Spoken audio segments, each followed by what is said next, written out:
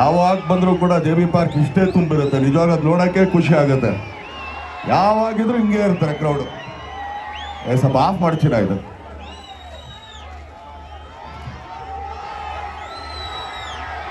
ಏನಕ್ಕೆ ಅಂತಂದರೆ ಯಾವಾಗಿದ್ದು ಎರಡನೇ ಸಲ ನಾನು ಬರ್ತಾ ಇರೋದು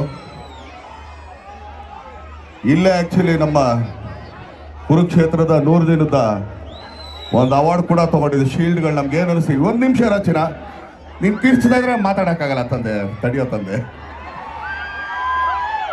ಏನಕ್ಕೆ ಅಂದರೆ ಒಬ್ಬ ಕಲಾವಿದನಿಗೆ ಶೀಲ್ಡ್ ಅನ್ನೋದು ತುಂಬ ಮುಖ್ಯ. ಅದು ಯಾಕಂದರೆ ಯಾವಾಗಲೂ ಅದನ್ನು ನೋಡ್ತಾ ಇರ್ತೀವಲ್ಲ, ಹೌದಪ್ಪ ಇನ್ನೊಂದ್ಸಲಿ ಈ ಥರ ತೊಗೊಳ್ಳೋಣ ಅಂತ.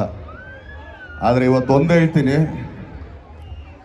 ಮೊದಲನೇ ಸಿನಿಮಾಯಿಂದ ಹಿಡಿದು ಇವತ್ತವರೆಗೆ ನಾನು ಮುನಿರತ್ನ ಅವ್ರನ್ನ ನೋಡ್ಕೊಂಡು ಬೆಳೆದಿರೋದೇ ಅಷ್ಟೇ. ಯಾಕಂದರೆ ಅವ್ರು ಯಾವುದಕ್ಕೂ ಮಾತಾಡಲ್ಲ, ಯಾವುದಕ್ಕೂ ಕೇಳಲ್ಲ. ಈಗಾಗಲೇ